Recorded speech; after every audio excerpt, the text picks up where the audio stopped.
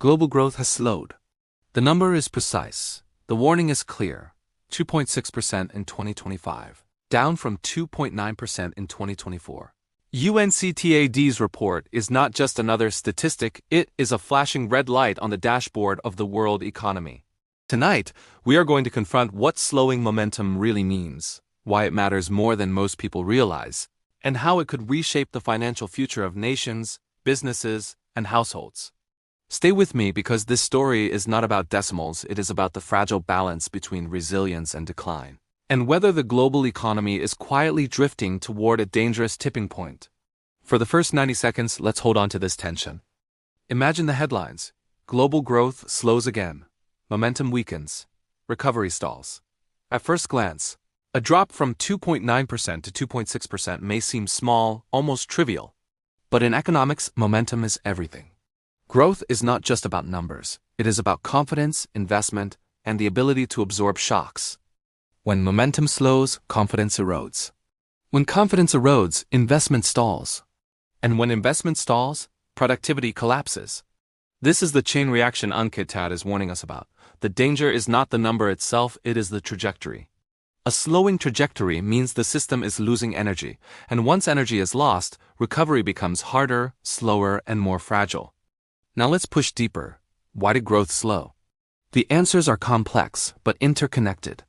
Trade tensions, rising debt burdens, and weak productivity gains all played their part.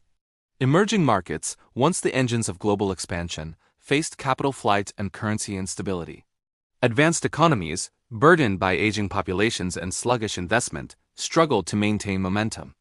China's growth moderated, Europe's industrial output stagnated, and even the United States, though resilient, showed signs of strain.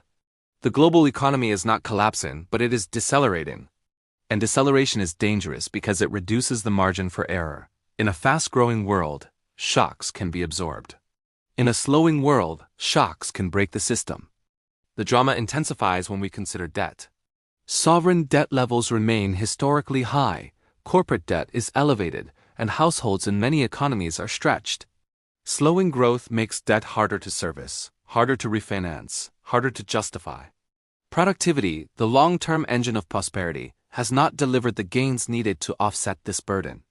The result is a fragile equilibrium. Economies are surviving, but they are not thriving, and survival is not sustainable. The OECD has already warned of fragile stability. UNCTAD's numbers confirm that fragility is turning into slowdown. This is the moment where policymakers must act, but history tells us they often wait too long. Here is where the story grips tighter. Slowing momentum is not just a macroeconomic concept, it is a lived reality. For workers, it means slower wage growth, fewer opportunities, and rising inequality.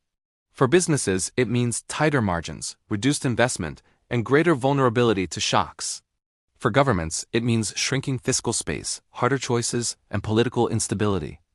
The slowing of momentum is the silent erosion of resilience.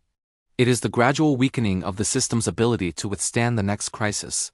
And the next crisis is always closer than we think, but let's not drown in pessimism. There are reasons for cautious optimism, and understanding them is crucial. Technology, especially artificial intelligence, continues to deliver productivity gains in certain sectors. Green investment is accelerating, creating new industries and opportunities. Some emerging markets are diversifying and building resilience. The challenge is scale and speed. Can these positive forces outweigh the drag of debt, demographics, and trade disputes? That is the question that will define the next decade. Let me speak directly to you. If you find this kind of deep, unflinching analysis valuable, if you want to understand not just the headlines but the hidden mechanics of global power, then consider subscribing. By joining this channel, you are not just watching, you are preparing yourself for the next shock, the next slowdown, the next crisis. Hit that subscribe button now because the next chapter is even more critical. Because here is the cliffhanger. While global growth slowed to 2.6%, the U.S. economy held at 2.0%, supported by consumer spending. That resilience is both inspiring and deceptive. In our next episode, we will confront this paradox directly. U.S. economy, growth held at 2.0%, supported by consumer spending. You will not want to miss this, because the story of America's resilience may hold the key to understanding whether the global slowdown is temporary or structural. So remember this. Slowing momentum is not just a number, it is a warning. It tells us the system is losing energy, confidence is eroding, and fragility is deepening. The choices made now will determine whether the slowdown becomes a crisis or a turning point. Stay tuned, stay prepared, and stay subscribed.